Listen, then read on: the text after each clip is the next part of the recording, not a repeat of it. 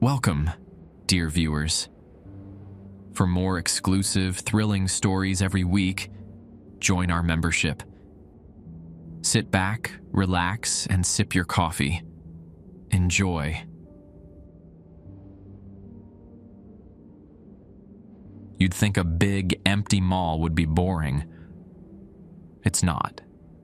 See, every night, you walk past the same storefronts, the same plastic families of mannequins smiling in the dark. But you get this feeling, a need to check them, to memorize how they're standing. Because sometimes, on your next round, one will have moved. Just a little. A head turned towards you, a hand slightly raised.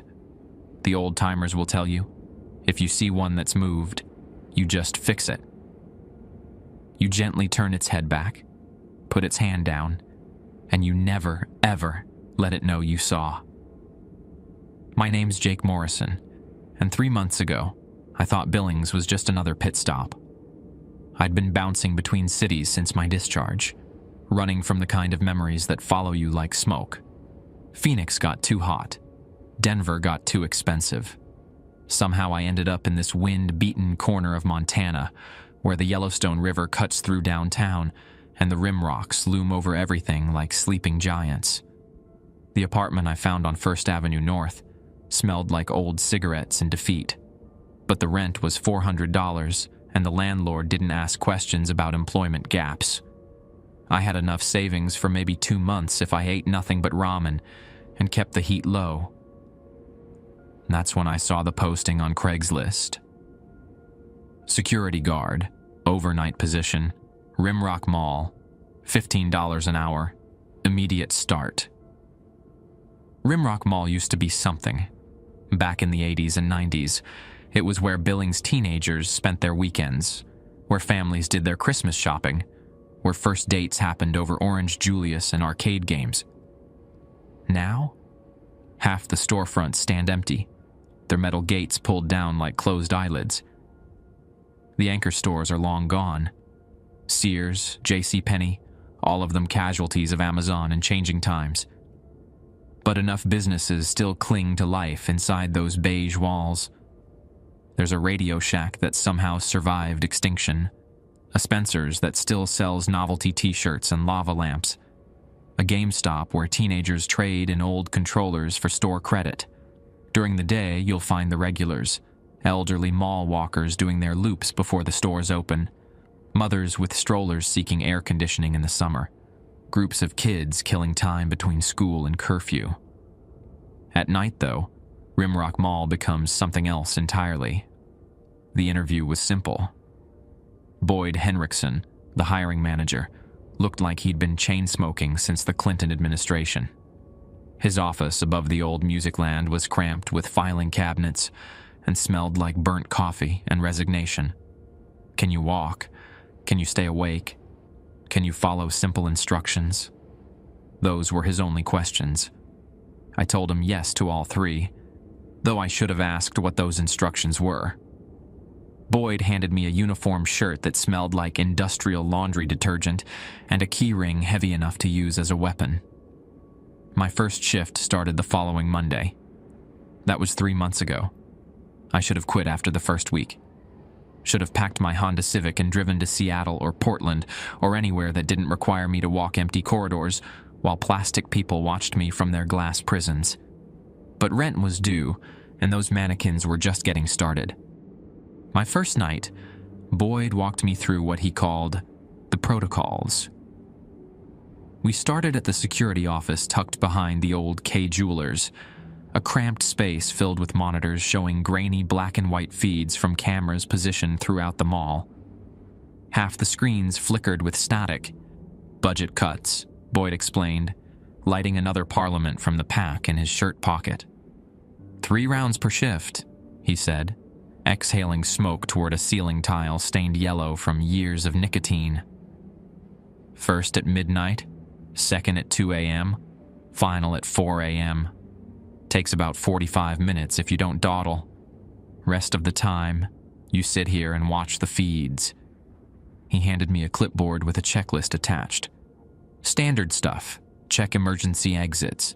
Verify all storefront gates are secure. Test panic buttons. Document any unusual activity. But then Boyd pulled out a second sheet of paper. This one photocopied so many times the text had faded to gray. "These are the real rules," he said. "The ones that matter." I read through them while Boyd finished his cigarette. Rule 1. If you see a mannequin that has moved from its original position, approach slowly and return it to the exact same pose. Do not make eye contact. Do not speak to it. Work quickly and move on. Rule 2.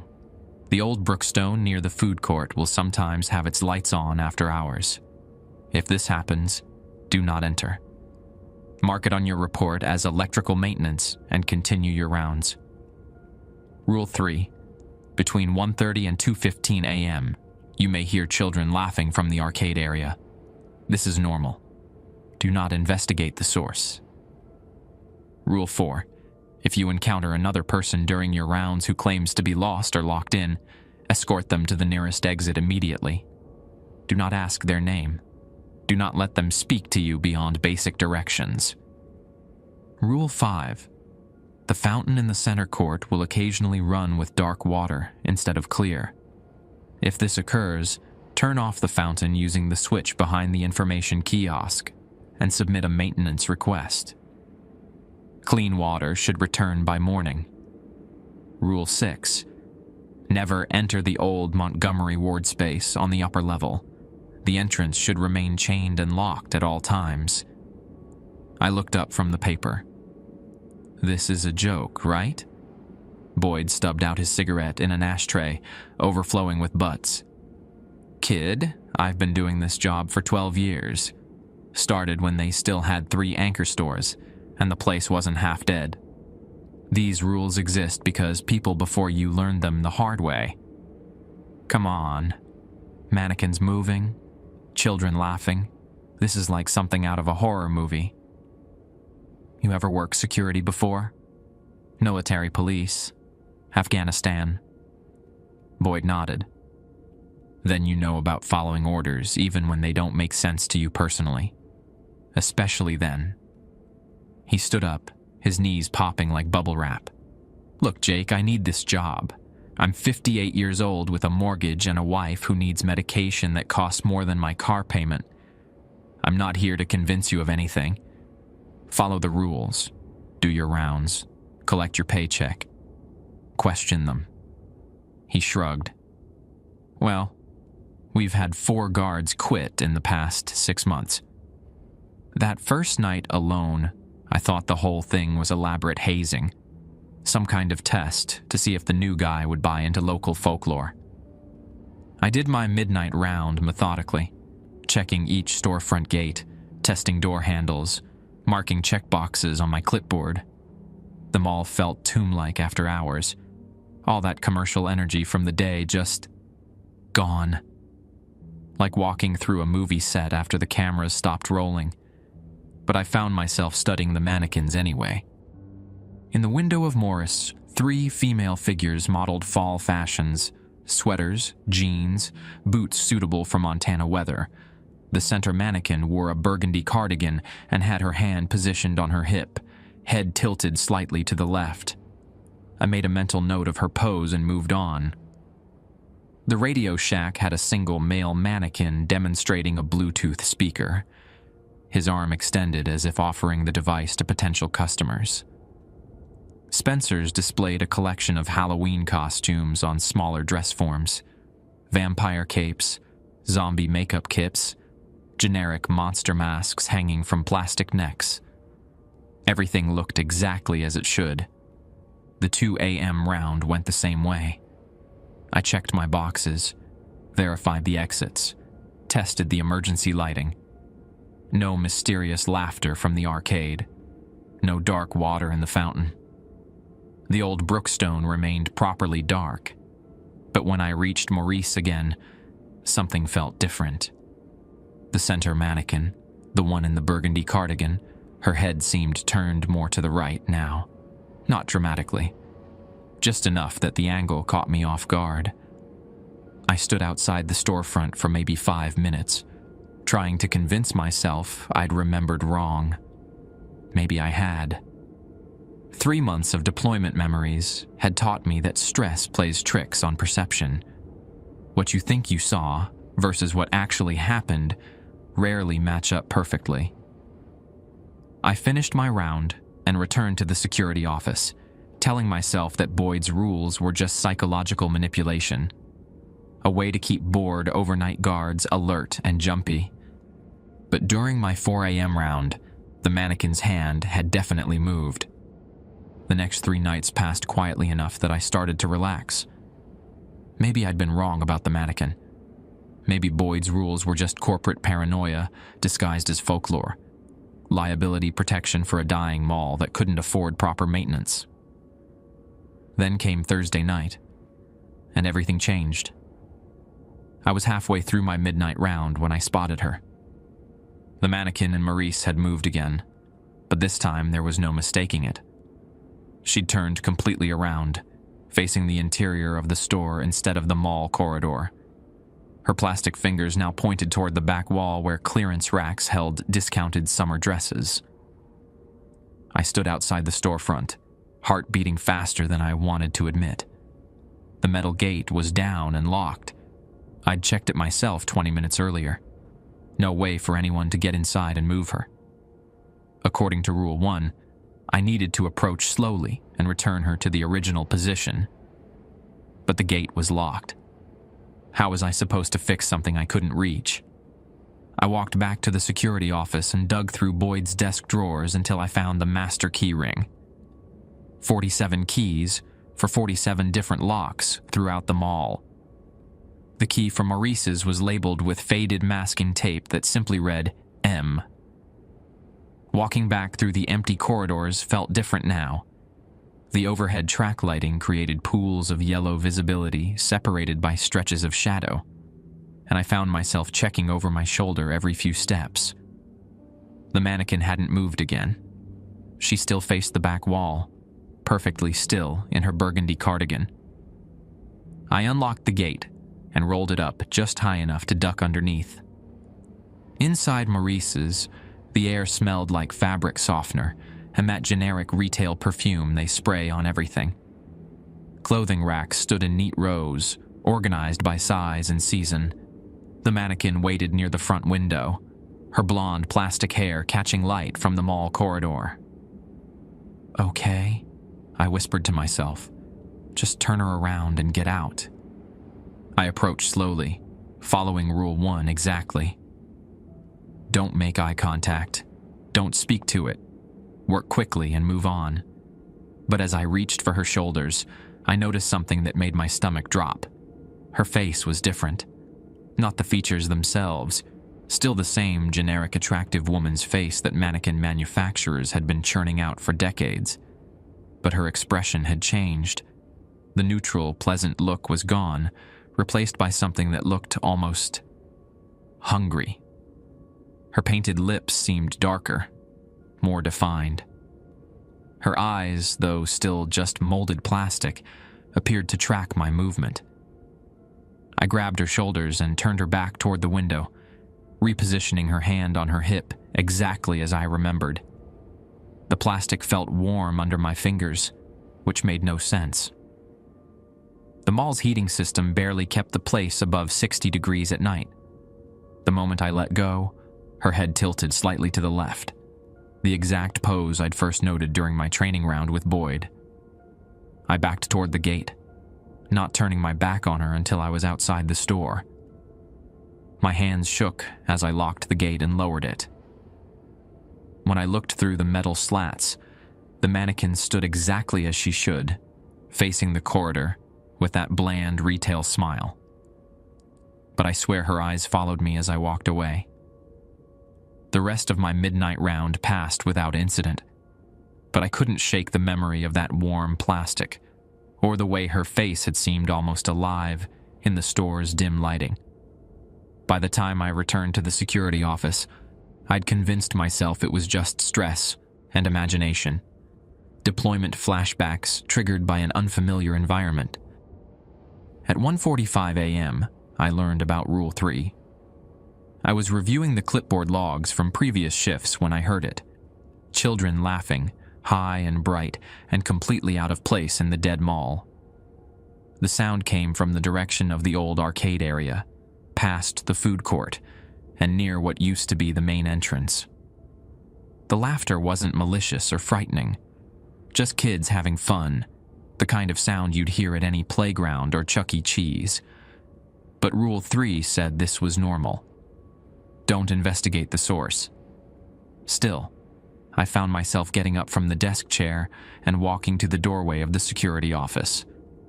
The laughter continued, maybe 3 or 4 different voices echoing off the empty walls and tiled floors.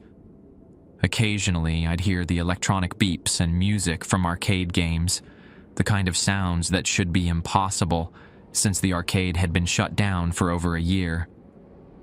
I checked the monitors showing camera feeds from that area, static, all of them. The same budget-cut static Boyd had mentioned during my first night. The laughter went on for maybe 10 minutes, then faded away as gradually as it had started. By 2 a.m., the mall was silent again, except for the hum of air circulation and the distant buzz of vending machines. During my 2 a.m. round, I walked past the arcade area carefully. The metal gates were down and locked. Through the gaps, I could see the shapes of old game cabinets covered with dusty tarps, unplugged and lifeless. No signs of recent activity. No explanation for what I'd heard. But near the entrance to the arcade, someone had left behind a small pile of tokens. The brass-colored discs were scattered on the floor like abandoned coins, and when I picked one up, it felt warm. The same weird warmth I'd felt from the mannequin's plastic skin. I pocketed the token and continued my round. At the old Brookstone near the food court, every light was on. The storefront blazed with white fluorescence, bright enough to make me squint after walking through the dim mall corridors. Through the windows, I could see the display shelves lined with gadgets and electronics, massage chairs, weather stations, remote-controlled helicopters, the kind of expensive toys that helped kill the store when online shopping took over. Rule 2 was clear: do not enter. Mark it as electrical maintenance and continue your rounds. But I stood outside that bright storefront for almost 15 minutes, trying to understand what I was seeing. Because the electronics weren't just lit up, they were running. The massage chairs were moving through their programmed cycles, rolling and kneading the air where customers should have been sitting. Digital displays showed scrolling text and changing numbers. A small robotic vacuum moved back and forth across the floor in perfect geometric patterns. Everything was operating exactly as if the store was still open for business, powered by electricity that shouldn't exist in a space that had been vacant for 8 months.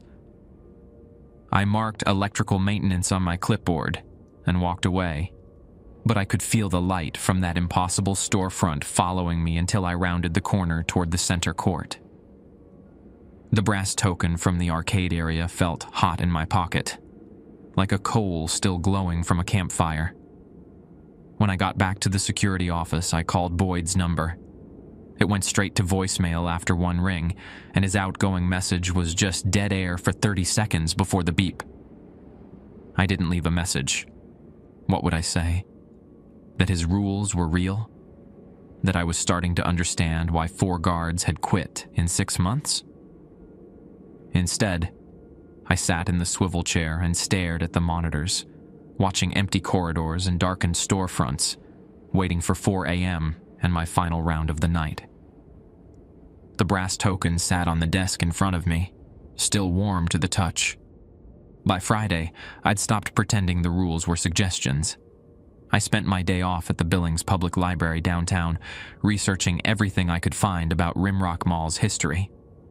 The librarian, a middle-aged woman named Carla Wolfchild, helped me navigate their local history archives and newspaper microfilm.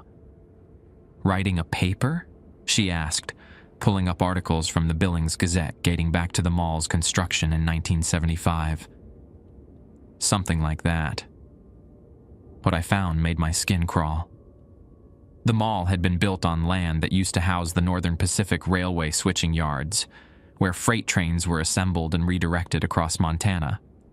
Before that, the area was a traditional gathering place for the Crow and Northern Cheyenne tribes, a spot where the Yellowstone River curved close to the bluffs, creating natural shelter. But it was the more recent history that caught my attention. In 1987, a 7-year-old girl named Amanda Two Bears had gone missing during a family shopping trip. Security footage showed her playing in the arcade area around 6 p.m. Then nothing. Despite massive search efforts involving local police, FBI, and volunteers from the surrounding reservations, no trace of her was ever found. The case remained open, but cold. In 1994, a teenage employee at the old Montgomery ward had fallen down a service stairwell and broken his neck. Accidental death, according to the coroner's report, but the stairwell was later sealed off after 2 more employees reported feeling pushed while walking near the area. In 2003, during the mall's slow decline, a homeless man named Curtis Plentyhorse had been found dead near the fountain in the center court. Heart attack, the report said, but witnesses described his face as frozen in an expression of absolute terror. 3 deaths, 1 disappearance, all clustered around the same locations mentioned in Boyd's rules. I drove back to my apartment on First Avenue with more questions than answers, but at least now I understood why Boyd had looked so tired during my interview. This wasn't just about corporate liability or urban legends. People had died here. That night, I arrived for my shift 30 minutes early and found Boyd smoking in the loading dock behind the old Sears entrance. "You look like you've seen a ghost," he said, not quite joking. "I did some research today about the history of this place." Boyd took a long drag from his parliament. "And Amanda Two Bears, the Montgomery ward accident, Curtis Plentyhorse." I watched his face carefully. "You knew about all of this when you hired me." "Course I did." He flicked ash onto the concrete. "You think I'd put rules in place for fun? This job's about damage control, Jake. Keeping the weird stuff contained so the day shift and the remaining tenants don't have to deal with it." "Contained how?"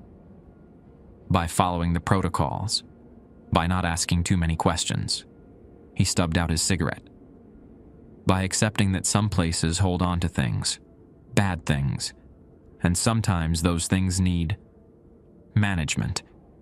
He headed toward the employee entrance, keys jingling. "Your shift starts in 20 minutes. Try to remember that you're getting paid to walk rounds and file reports, not solve mysteries." But I was already in too deep to stop asking questions. My midnight round started normally enough. The mannequin in Maurice's remained in her proper position, though I swear her painted smile looked different each time I passed. Sometimes wider, sometimes more closed-mouthed, like she was reacting to my presence. The Brookstone stayed dark. The arcade area was silent. Everything seemed routine until I reached the center court and saw the fountain. The water wasn't just dark. It was black as motor oil, thick and viscous as it cycled through the pumps. The metallic smell rising from the pool made my eyes water. Rule 5 said to turn off the fountain using the switch behind the information kiosk and submit a maintenance request. I found the switch easily enough, a simple toggle labeled Fountain Control in faded marker. But when I flipped it to the off position, the black water kept flowing. I tried to switch again. Nothing. The dark liquid continued circulating, and now I could see things floating in it. Small objects that might have been leaves or debris, except they moved against the current in ways that defied physics. The smell was getting worse, like copper pennies mixed with something rotten. I pulled out my cell phone to take a picture for the maintenance request, but the camera showed only clear water. Crystal clear, exactly as it should be. I looked up from the phone screen, The fountain was still running black, but my camera insisted otherwise. That's when I heard footsteps behind me. "Excuse me? Sir?" I turned to find a woman in her 30s, wearing jeans and a Montana State University sweatshirt. She looked concerned but not panicked, the way someone might look when they realize they've gotten locked inside a building after hours. Rule 4. If you encounter another person during your rounds who claims to be lost or locked in, escort them to the nearest exit immediately. Do not ask their name. Do not let them speak to you beyond basic directions. "Ma'am, I need to escort you to an exit," I said, trying to keep my voice professional despite the wrongness of everything around us. "Oh, thank goodness," she said. "I was shopping with my daughter and lost track of time. When I came out of the restroom, all the lights were out and the doors were locked. Is there somewhere I can call my husband? Don't ask their name. Don't let them speak beyond basic directions. This way, please." I gestured toward the nearest exit, which would take us past the old J.C. Penney anchor store. As we walked, I noticed several things that made my gut clench with anxiety. Her footsteps were too quiet. Sneakers on tile should make more noise. When we passed under the overhead lighting, she didn't cast a shadow. And most disturbing of all, every mannequin we passed turned their heads to watch her. Not me. Her. The plastic figures in every storefront window rotated their necks as she moved through the corridor, tracking her movement like flowers following the sun. Their painted eyes focused on her with an attention that seemed hungry, expectant. She didn't seem to notice. "My daughter's probably worried sick," she continued, ignoring my instruction about minimal conversation. "We were supposed to meet at the food court at closing time, but I couldn't find her anywhere. Have you seen a little girl? About 7 years old, black hair, wearing a pink dress." Amanda Two Bears had been 7 years old when she disappeared. 37 years ago. "Ma'am, please don't talk. Just follow me to the exit." We reached the J.C. Penney entrance, and I fumbled with my key ring to unlock the doors. Behind us, I could hear the soft whisper of plastic limbs moving as dozens of mannequins shifted position in their display windows. The lock clicked open, and I pulled the door wide. "There you go. Have a good night." The woman smiled at me, but her expression looked wrong. Too wide. Too knowing. "Thank you so much. You've been very helpful." She stepped through the doorway and immediately vanished.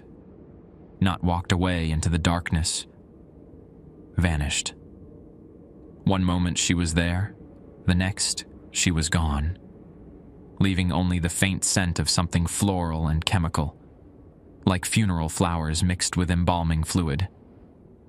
I stood in the doorway for maybe 5 minutes, scanning the empty parking lot and the distant glow of streetlights along King Avenue. No sign of her anywhere. When I finally locked the door and turned back toward the mall interior, every mannequin had returned to its original position, but now they were all smiling, the same too wide expression the woman had worn before disappearing. I finished my round as quickly as possible, checking boxes on my clipboard without really seeing them. Back in the security office, I pulled out the maintenance request forms and tried to figure out how to document what I'd experienced. Under issue description, I wrote, "Fountain running dark water, switch non-functional, request electrical inspection." Under additional notes, I stared at the blank space for 10 minutes before writing, "Possible plumbing contamination. Recommend water quality testing." I didn't mention the woman who'd claimed to be looking for her daughter. I didn't mention the mannequins turning their heads. I didn't mention that my camera showed clear water while my eyes saw something that looked like liquid darkness. Some things, I was learning, didn't belong in official reports. At 2 a.m. during my second round, the fountain was running clear water again, The switch worked perfectly. And when I passed Maurice, the mannequin in the burgundy cardigan had moved again. This time she was pointing directly at me, her plastic arm extended and her index finger aimed at my chest like she was identifying me for something. I fixed her position according to Rule 1, but her plastic skin felt cold now instead of warm. Cold as winter ground.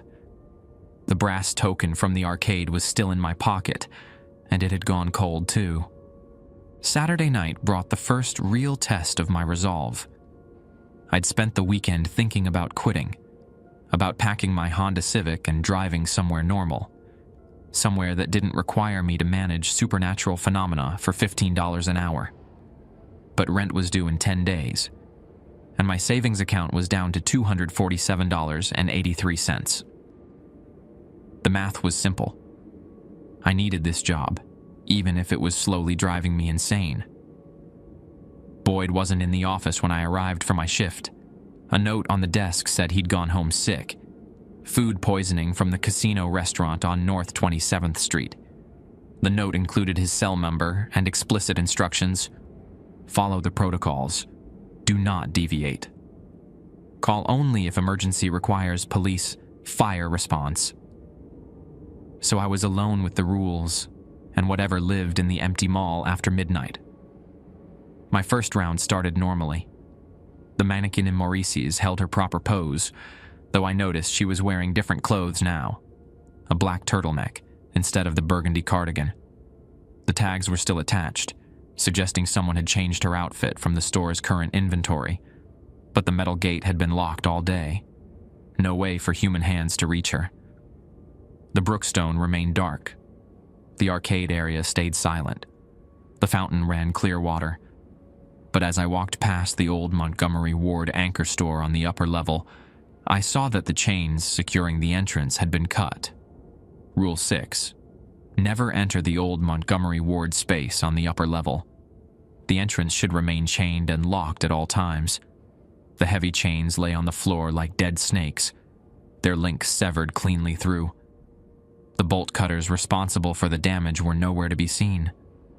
The entrance to the abandoned store space gaped open, revealing darkness beyond the threshold. I pulled out my phone and called Boyd's number, straight to voicemail again. Boyd, it's Jake. Someone cut the chains on the Montgomery Ward entrance. I'm looking at Rule 6 on your list, and it says never to enter. But I need to know what to do about this. Call me back. I waited by the entrance for 20 minutes, checking my phone every few seconds. No response. The smart thing would have been to continue my rounds and wait for Boyd to call back. Document the security breach and let the day shift deal with it. But standing there in the dim corridor, staring into that rectangular mouth of darkness, I could hear something coming from inside the abandoned store. Footsteps. Slow and measured, like someone pacing back and forth across empty floor space. I had two choices: follow Rule 6 and stay out, or investigate a potential break-in that could cost me my job if I ignored it. Either way felt like the wrong decision. The footsteps stopped. Hello? I called into the darkness. Security. If someone's in there, you need to come out immediately. No response. I clicked on my flashlight and aimed the beam through the entrance. The space beyond looked like every abandoned retail store: empty fixtures, scattered debris, old carpet worn thin by years of foot traffic. But the beam only penetrated maybe 15 feet before the darkness seemed to swallow it completely. I'm coming in, I announced, mostly to convince myself. You have 30 seconds to identify yourself. I stepped across the threshold. The temperature dropped immediately, maybe 20 degrees in the span of a single step. My breath formed small clouds as I swept the flashlight across dusty walls and empty display cases. The air smelled stale and chemical, like old carpet cleaner mixed with something metallic. The footsteps started again, coming from deeper in the store. I followed the sound through what used to be the women's clothing section, past skeletal racks and mirrors that reflected my flashlight beam in fractured angles. The footsteps stayed just ahead of me, always around the next corner or behind the next fixture. In the back corner of the store, I found a service stairwell marked "Employees Only." The metal door stood open, revealing concrete steps descending into basement-level darkness. According to the newspaper articles I'd read, this was where the teenage employee had fallen and broken his neck in 1994. The footsteps were coming from down there. Every rational part of my brain screamed at me to turn around and leave. But I'd already violated Rule 6 by entering the store. Might as well see what I was dealing with. The stairwell was narrow and steep, with a metal handrail that felt slick with condensation. My flashlight beam bounced off concrete walls as I descended, counting steps. 15, 20, 25. Too many steps for a single basement level. At the bottom, I found myself in a corridor that shouldn't exist. The ceiling was low, maybe 7 feet, and the walls were lined with doorways leading to smaller rooms. Some of the doors were open, revealing spaces filled with old mannequins, dozens of them standing in the dark like a plastic army. But these weren't the clean, modern display figures from the active stores upstairs. These mannequins were old, their fiberglass skin yellowed with age, their paint chipped and fading. Many were missing limbs or heads. Others had been damaged in ways that looked almost violent. Cracked faces, severed fingers, torsos split open to reveal hollow interiors. And they were all facing the corridor, watching me with their empty eye sockets and painted stares. The footsteps had stopped, but now I could hear something else. Whispering. Multiple voices speaking in languages I didn't recognize, coming from the rooms full of broken mannequins. I backed toward the stairwell, keeping my flashlight trained on the doorways. But when I turned to climb back up, the stairs were gone. Where the stairwell should have been, I found only solid concrete wall. The whispering grew louder, and I realized the mannequins in the nearest room were moving, not walking or gesturing, but shifting position slightly, like people trying to get comfortable in church pews. Their plastic joints creaked with each adjustment.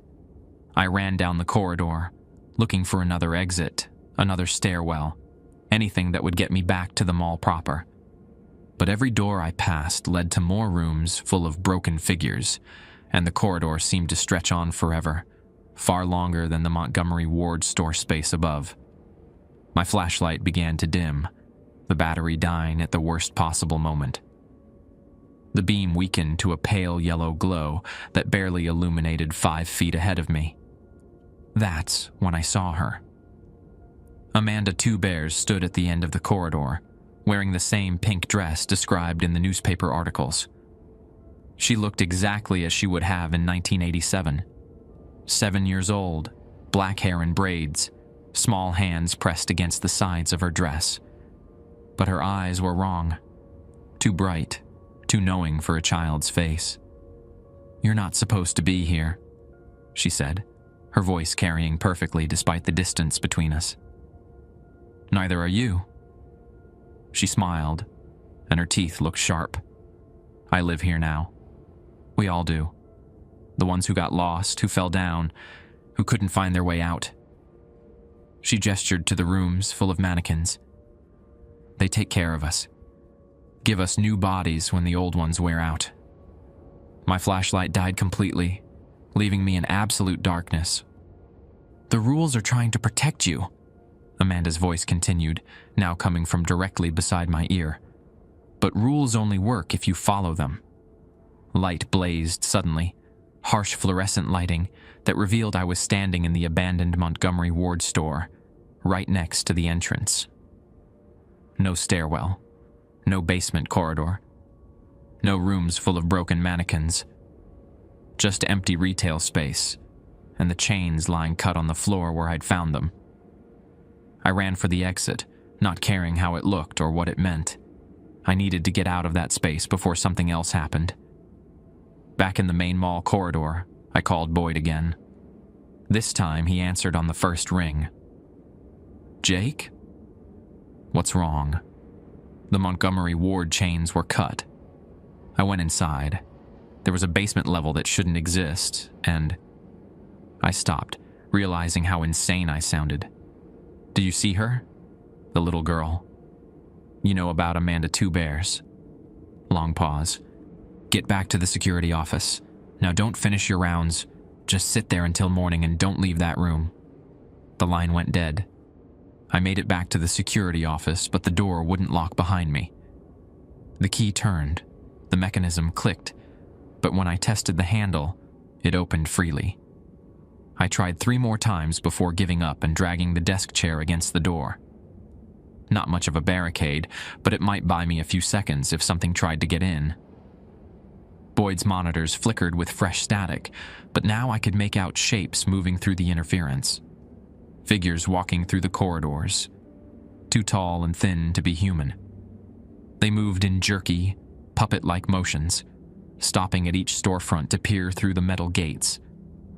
My phone buzzed with a text from Boyd. "Whatever happens, stay in that room until sunrise. Do not leave for any reason. Help is coming." Help? What kind of help could handle whatever was loose in the mall? At 1:30 a.m., the children's laughter started. But this time, it wasn't coming from the arcade.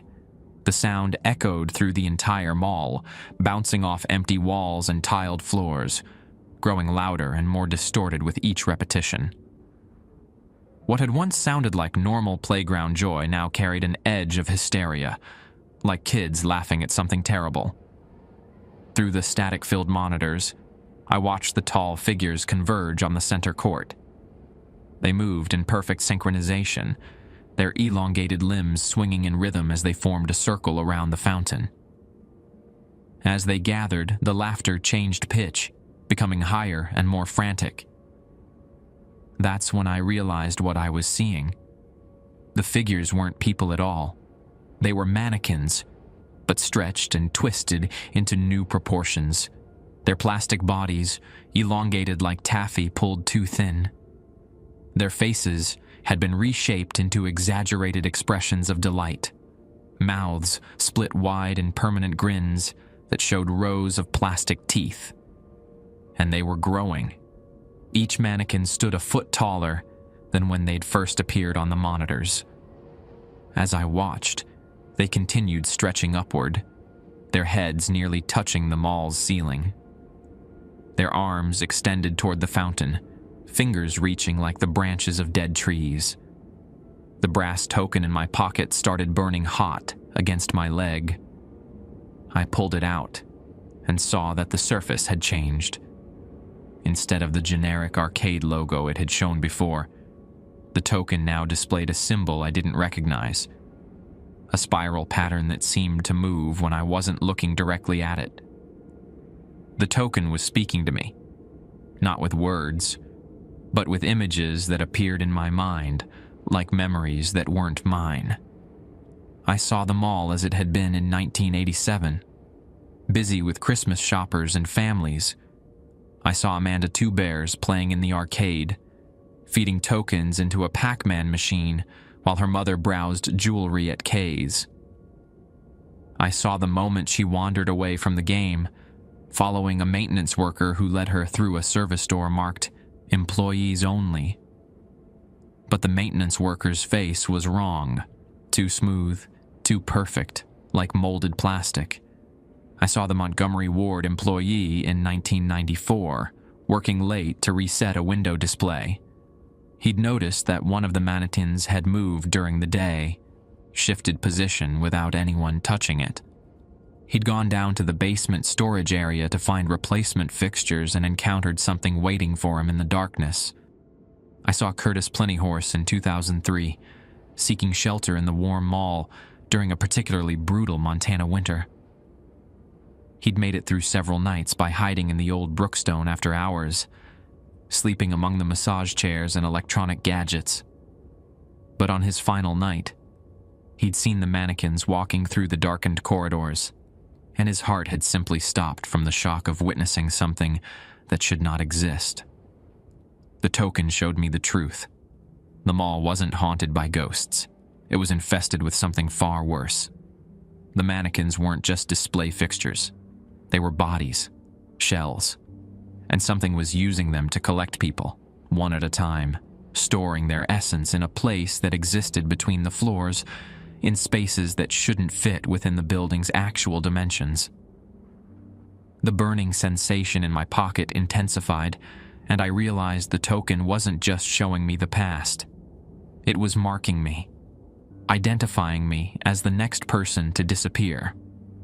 On the monitors, the stretched mannequins around the fountain were pointing upward, their elongated arms aimed directly at the security office. They knew where I was. I heard footsteps in the corridor outside, but these weren't the measured paces I'd followed into Montgomery Ward. These sounded like high heels clicking against tile, sharp, precise, and getting closer. The desk chair I'd propped against the door started sliding across the floor. "Jake?" A woman's voice called from the hallway. "Jake Morrison? I need to talk to you." I recognized the voice from my research at the library. It was the same tone as the 911 recording I'd found in the archives, the call Amanda Two Bear's mother had made when she couldn't find her daughter. Panicked but trying to stay calm, hope warring with growing dread. "My daughter is missing," the voice continued. "The security guard said you might have seen her. She's 7 years old, wearing a pink dress." The desk chair scraped against the floor as invisible hands pushed it aside. "Please, I just need to know if you've seen Amanda." Rule 4 said to escort any lost person to the nearest exit immediately. But Rule 4 assumed the person was actually lost, not something wearing the voice of a grieving mother like a mask. The door handle turned. I grabbed the heaviest thing within reach, a 3-hole punch from Boyd's desk, and backed toward the far corner of the office. The monitors around me showed the elongated mannequins beginning to move again, their stretched forms flowing through the mall corridors like liquid plastic poured into human-shaped molds. The door opened. Amanda Two Bears stepped into the office, still wearing her pink dress, still looking exactly 7 years old. But her eyes held the weight of 37 years, and when she smiled, her teeth were the same plastic white as the mannequins downstairs. "You broke Rule 6, she said conversationally. "That's okay. Most people do, eventually. Curiosity is such a human weakness. What do you want?" "The same thing we've always wanted, to not be alone." She tilted her head, and her neck bent at an angle that would snap human bones. "Do you know what it's like to be 7 years old forever? To watch decades pass while you stay the same age, in the same dress, thinking the same thoughts? You don't have to stay here. You could move on. Find peace. Move on to what?" Her voice rose to a child's shriek. "Heaven? Hell? Nothing? At least here I have purpose. We collect people who won't be missed, night shift workers, homeless wanderers, lonely security guards with no family. We give them new bodies that don't age, don't hunger, don't feel pain." She gestured toward the monitors, where I could see more figures moving through the corridors.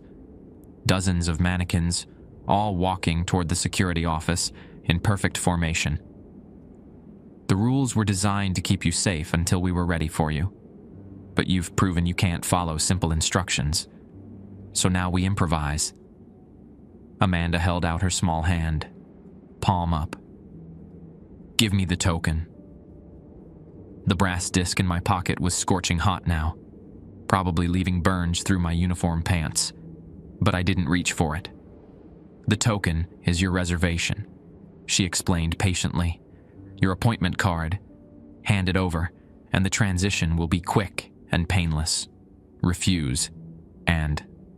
She shrugged, tiny shoulders. We have other methods.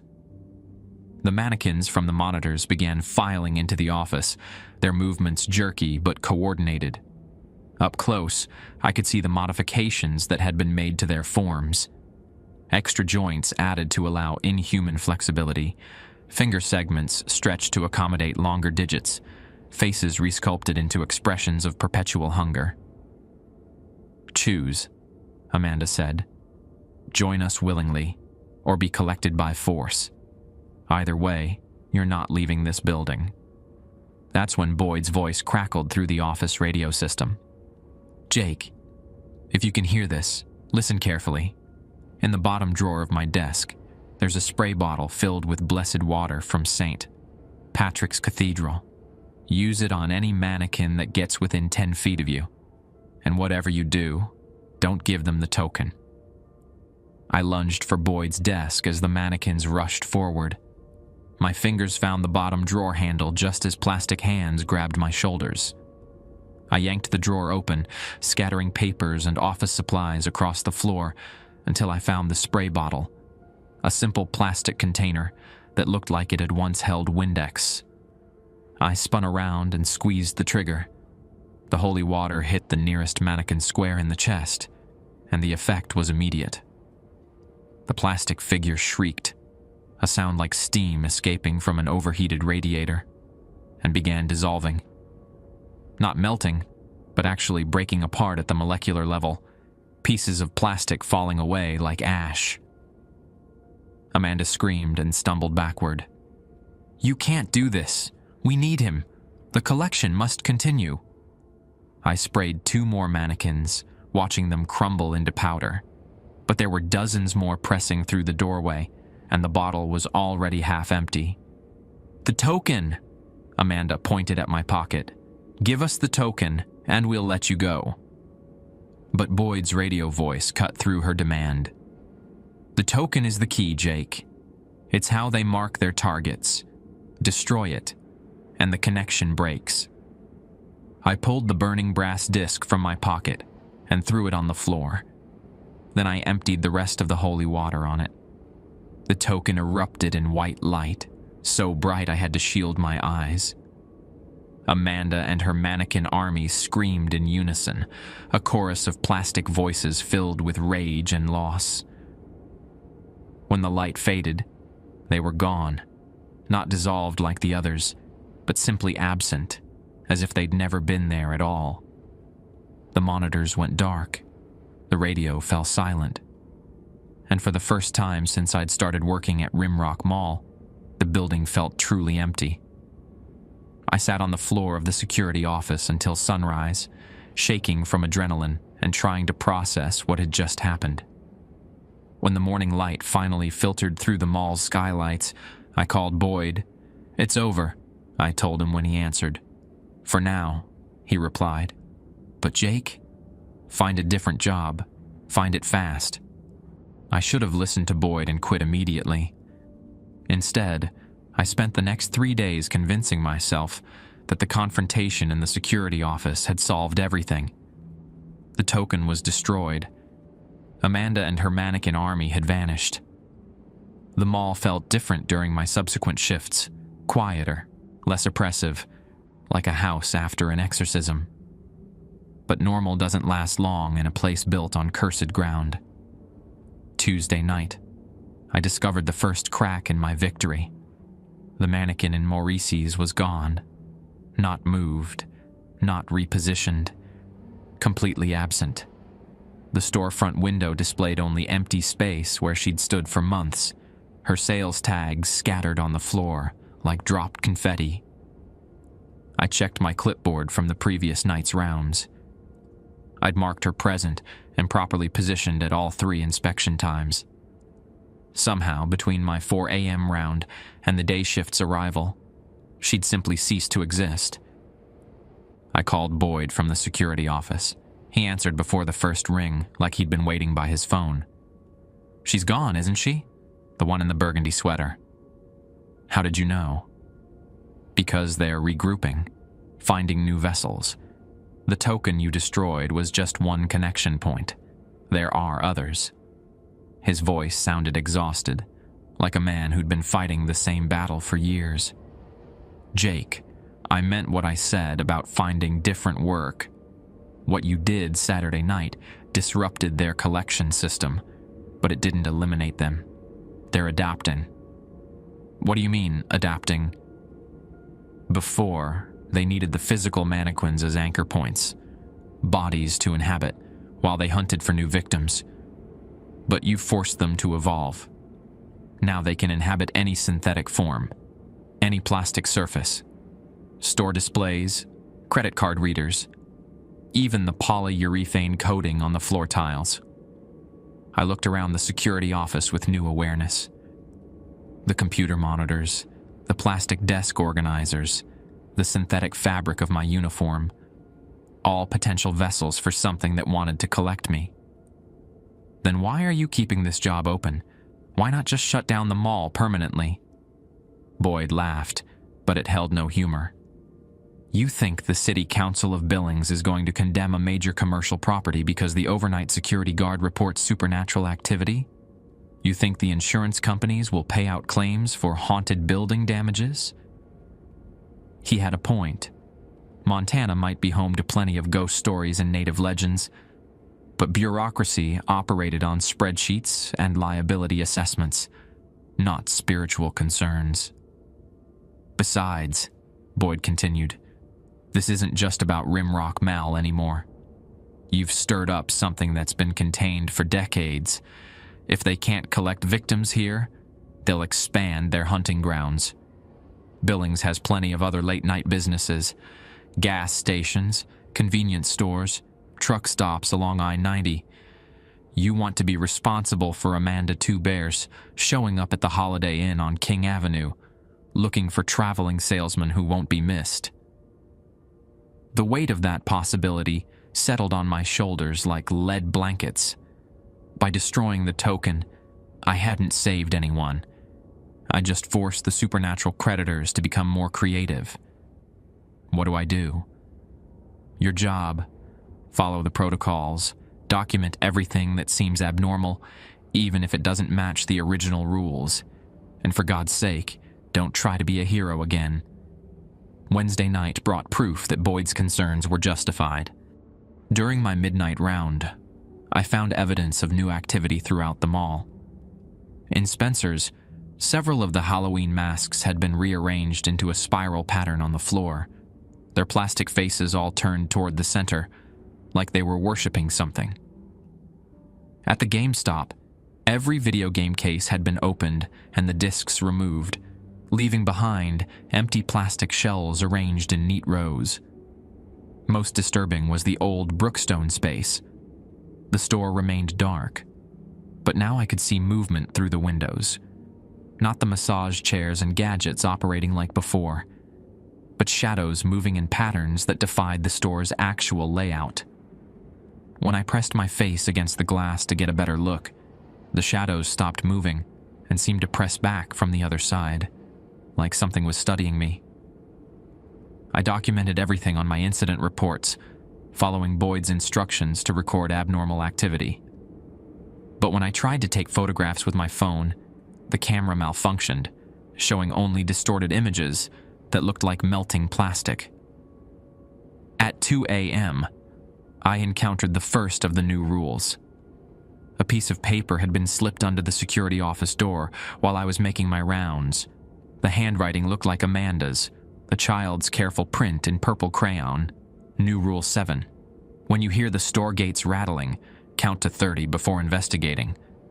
If the rattling stops before you finish counting, do not investigate at all. New Rule 8.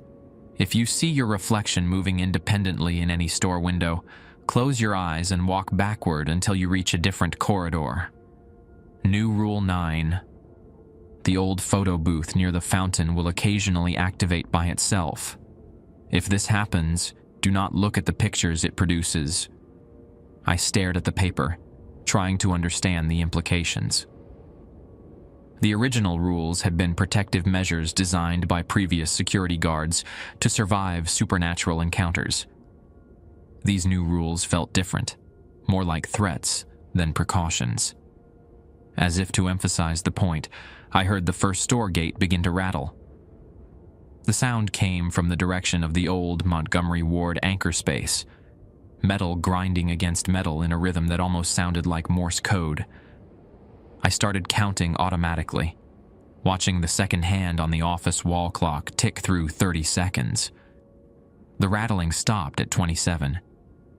According to the new rule, I wasn't supposed to investigate, but my job description required me to check any signs of potential break-ins or security breaches.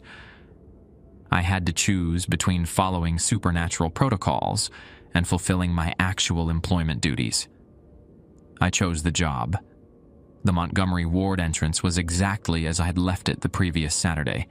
Chains cut and lying on the floor, doorway open to reveal the empty retail space beyond. But now there were drag marks in the dust, as if something heavy had been pulled from the store into the mall corridor. Following the marks led me back to the center court, where I found the source of the scratching sounds. The fountain had been changed again, but not with dark water this time. Instead, the basin was filled with broken plastic, fragments of mannequin parts, shattered store displays, pieces of credit cards and gift cards and membership cards, all swirling in the circulating water like a synthetic whirlpool.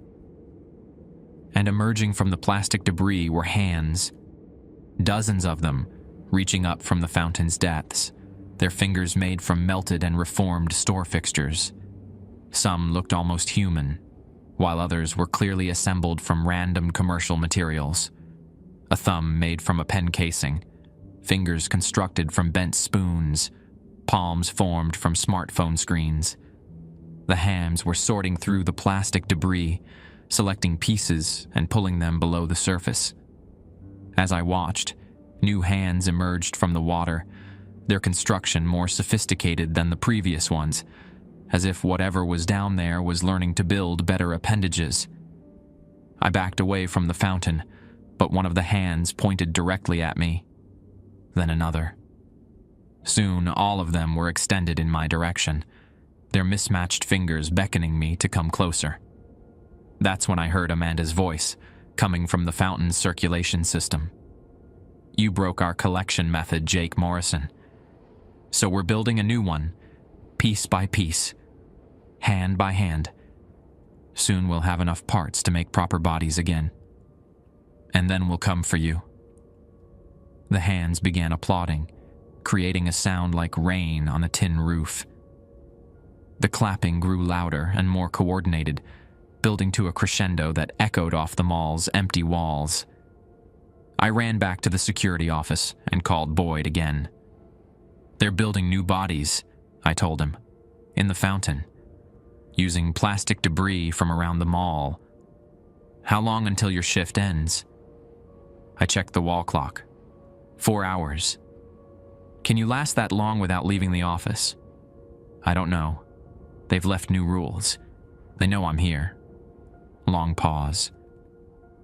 "Jake, I need to tell you something about this job that I should have mentioned during your interview. You're not the first person to destroy one of their tokens. Back in 2018, a guard named Tommy Kill's pretty enemy tried the same thing. Blessed Water destroyed the connection, thought he'd won. What happened to him? They rebuilt stronger than before, more aggressive. Tommy lasted 3 more nights before they collected him. We found his uniform in the fountain, but his body was never recovered. The next week, there was a new mannequin in the Montgomery Ward storage area that looked exactly like him." The hands' applause from the fountain grew loud enough to hear even through the office walls. "Boyd, what am I supposed to do?" "Survive until sunrise. That's all any of us can do." But as I hung up the phone, I realized that survival wasn't going to be enough. The thing using Amanda's voice had made it clear. They weren't going to stop hunting me. And now, they were building new bodies, specifically designed to finish what Saturday night's confrontation had started. I had 4 hours to figure out how to fight an enemy that could inhabit any plastic surface in a building full of synthetic materials. The applause from the fountain suddenly stopped, leaving the mall in absolute silence. Then I heard footsteps in the corridor outside the office, accompanied by a new sound that made my blood freeze. The squeaking of plastic joints moving against each other, like someone walking in a body that wasn't quite assembled correctly. The footsteps stopped directly outside the security office door. I could hear them breathing, or at least making sounds that resembled breathing. Plastic expanding and contracting, air moving through spaces that weren't quite lungs. 3 distinct rhythms, suggesting multiple entities assembled from the fountain's debris. "Jake Morrison," Amanda's voice called from the hallway, but now it came from different mouths, creating an echo effect that made her words overlap with themselves. "We've built new bodies, better bodies. Bodies designed specifically for collecting stubborn security guards." I searched Boyd's desk frantically, looking for another bottle of holy water or anything else that might serve as a weapon. But the drawers held only office supplies, pens, paper clips, rubber bands, a stapler that looked like it hadn't been used since the Clinton administration. "You can't stay in there forever," the voices continued. "Eventually you'll need food, water, bathroom breaks. Human bodies have so many inconvenient requirements." Through the office's small window, I could see shapes moving in the corridor. They were tall, maybe 7 feet, but their proportions kept shifting, as if their internal structure wasn't quite stable. Limbs too long, torsos that bent in places where joints shouldn't exist, heads that sat at angles suggesting their necks were more like flexible tubes than solid bone.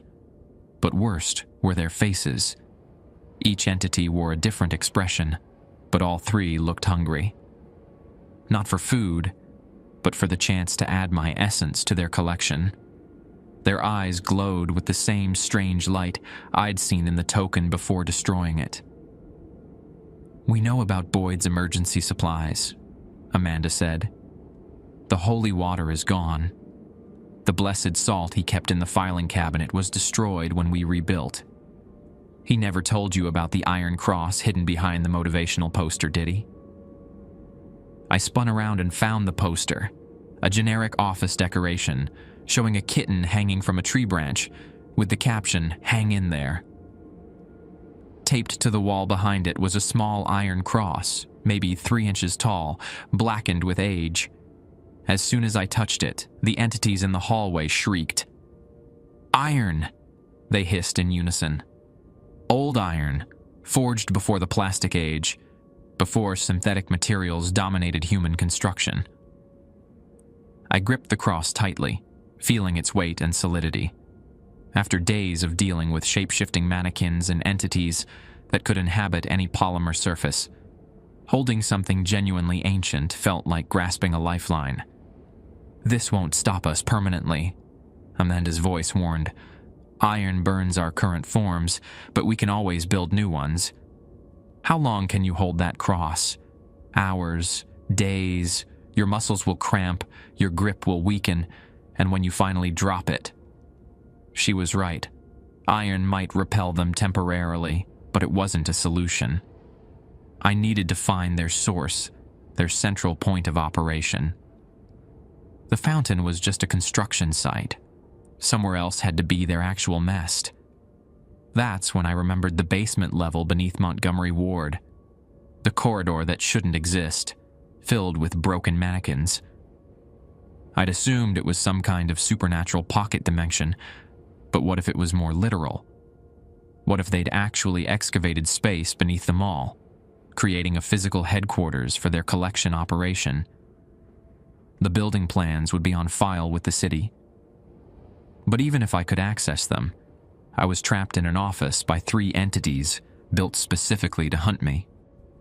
Unless I could get them to chase me to the place I wanted to go. "You know what?" I called through the door. "You're right. I can't stay in here forever, and this cross isn't going to solve anything long-term." The breathing sounds stopped. "So let's settle this properly. Meet me in the center court. Just you, me, and whatever you've built down in that basement level you've been hiding. You want to surrender?" Amanda's voice carried a note of suspicion. I want to finish what I started Saturday night. No more rules, no more protocols, just a direct confrontation. Long pause. Then I heard the footsteps moving away from the office, accompanied by that squeaking sound of plastic joints grinding against each other. I waited 5 minutes before leaving the security office, iron cross clutched in my right hand. The corridor was empty, but I could see wet marks on the floor where the entities had walked. Not water, but some kind of lubricant that helped their improvised joints function properly. Following the trail led me back to the center court, where the fountain continued its grotesque construction project. More hands had emerged from the plastic debris, and now they were building something larger, a torso assembled from shopping cart parts and store display fixtures, with arms made from PVC piping and a head constructed from what looked like melted cell phone cases. But the 3 entities I'd encountered outside the office were nowhere to be seen. Down here, Jake Morrison. Amanda's voice came from beneath the fountain, echoing up through the circulation system. The plastic hands in the water all pointed downward, indicating a passage hidden beneath the decorative basin. Of course, the fountain wasn't just a construction site.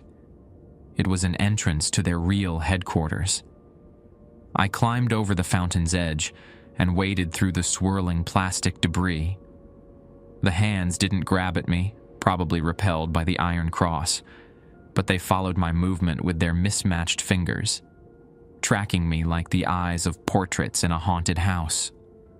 At the center of the basin, where the water jets usually created an attractive display, I found a circular opening just wide enough for a person to squeeze through. The edges were lined with rubber gaskets, suggesting this entrance had been professionally installed rather than torn open by supernatural forces. Someone had built this access point deliberately. I lowered myself through the opening and found myself in a concrete tunnel that stretched in both directions beneath the mall. Emergency lighting strips provided minimal illumination, and the air smelled like industrial solvents and ozone. This wasn't a supernatural pocket dimension. It was a maintenance tunnel, probably built when the mall was constructed in 1975. But it had been modified extensively since then. The walls were lined with alcoves, each one containing a different mannequin from the mall's history. Not broken figures like I'd seen before, but perfectly preserved display pieces from stores that had closed decades ago. Each mannequin wore clothing from its respective era: 80s power suits, 90s grunge, early 2000s low-rise jeans. And each one had a small placard with a name and date. Rebecca Martinez, 1989. David Crowfeather, 1996. Lisa Thompson, 2001. These weren't just mannequins. They were memorials. At the end of the tunnel, I found a wider chamber that looked like a combination workshop and shrine. Workbenches held tools for plastic fabrication, heat guns, molding equipment, solvents for breaking down synthetic materials. But the walls were covered with photographs, newspaper clippings, and personal items from dozens of people who disappeared in Billings over the past 50 years. And sitting in the center of the chamber, surrounded by the 3 entities I'd encountered upstairs, was a man I didn't recognize. He was maybe 60 years old, wearing a maintenance worker's coveralls, and his hands were stained with various chemicals. "Hello, Jake," he said calmly. "My name is Robert Plentyhorse. Curtis was my younger brother, the man who died of a heart attack in 2003, the homeless veteran who'd witnessed something that shouldn't exist. Curtis saw them first," Robert continued. "The real entities that live in the spaces between floors, in the gaps behind false walls, in the electrical systems that make modern buildings function. They're not ghosts or demons. They're something much older, something that was here before humans learned to build permanent structures." He gestured to the photographs on the walls. They need human consciousness to interact with our reality. But human bodies are fragile, temporary, so they learn to preserve that consciousness in more durable materials. Plastic doesn't age, doesn't decay, doesn't feel pain. You've been helping them.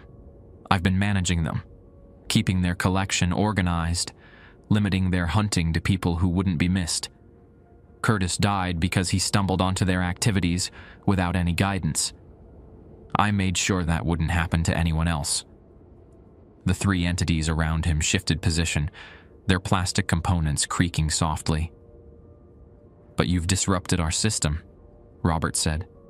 "Forced them to become more aggressive, more visible.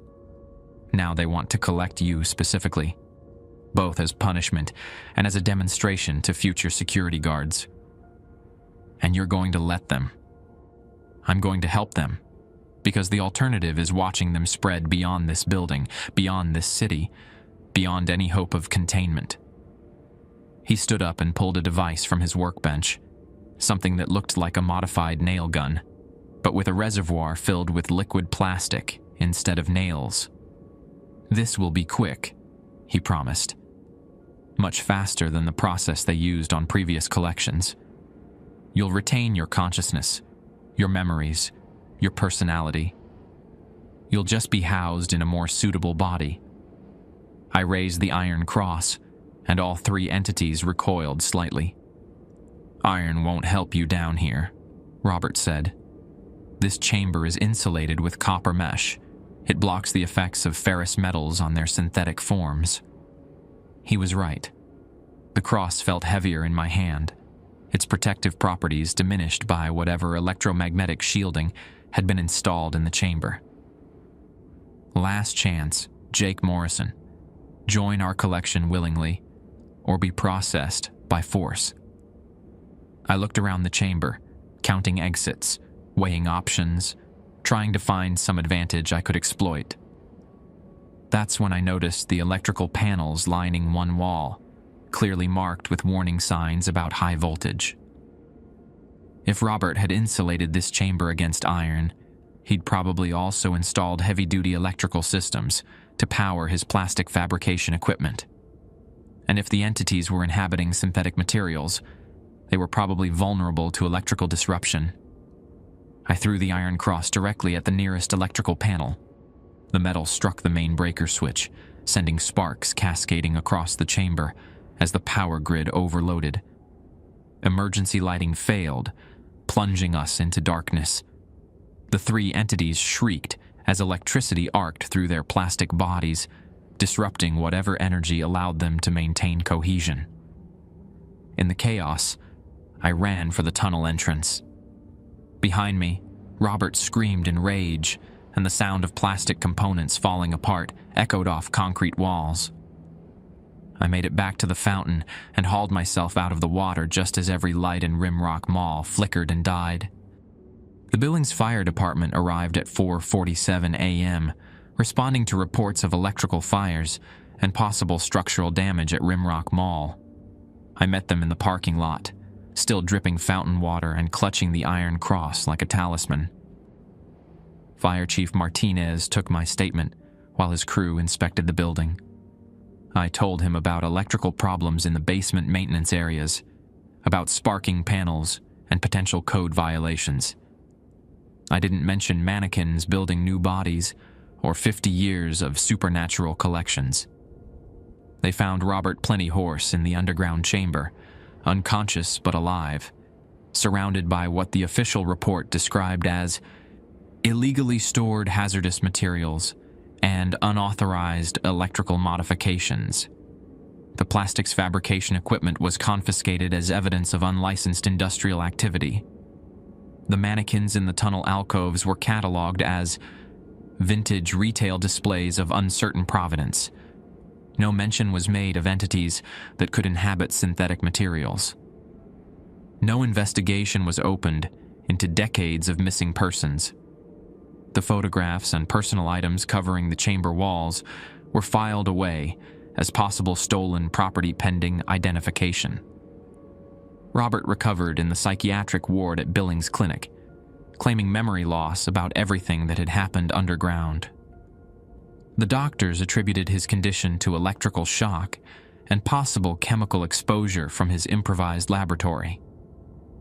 Boyd resigned the day after the incident, citing health concerns and early retirement. He left me a brief note. "Some jobs aren't worth the paycheck. Find work that lets you sleep at night." The mall reopened a week later with a new security company and daylight-only patrols. The fountain was permanently shut down, filled with concrete for safety reasons. The Montgomery Ward space was officially sealed with steel plates instead of chains. I stayed long enough to collect my final paycheck and clean out my apartment on 1st Avenue North.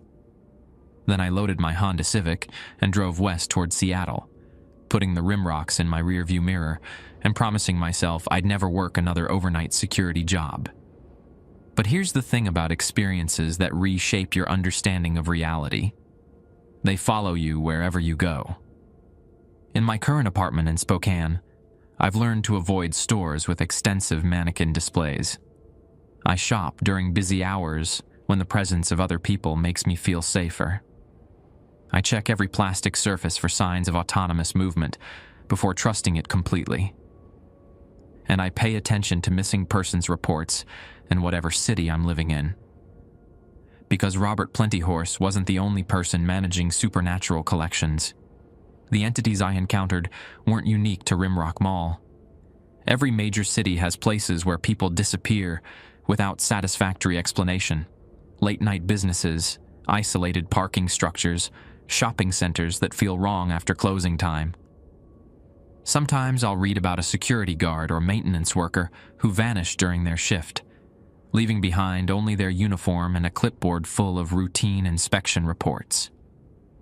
When that happens, I send anonymous tips to local police departments, suggesting they investigate any unusual electrical activity or unauthorized basement modifications in the area. It's not much, but it's something. The Iron Cross sits on my nightstand now, within easy reach while I sleep. I've researched its history and learned it was forged in 1889 at a Catholic mission near Havre, blessed by a priest who'd ministered to railroad workers and native communities along the High Line.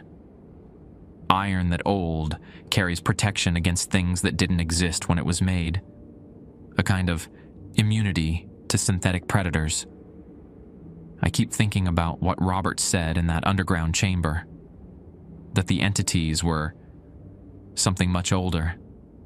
Something that was here before humans learned to build permanent structures. But I think he had it backward. They're not ancient beings adapting to modern materials. They're something new, born from the intersection of human consciousness and artificial environments. We created them by filling our world with synthetic substitutes for natural materials, then spending so much time in those artificial spaces that something learned to inhabit them. Every mall, every office building, every space constructed primarily from plastic and steel and glass becomes a potential ecosystem for entities that feed on isolation and manufactured loneliness. The scariest part isn't that they exist. The scariest part is that we're building more habitat for them every day. I work construction now, outdoor projects when possible, using tools made from wood and metal instead of polymer composites. It's honest work that keeps me in sunlight and fresh air, surrounded by materials that have weight and history and resistance to inhabitation by hungry spirits. But when I drive past shopping centers after dark, when I see the glow of security lights illuminating empty storefronts and vacant corridors, I sometimes catch glimpses of movement that shouldn't be there. And I keep driving,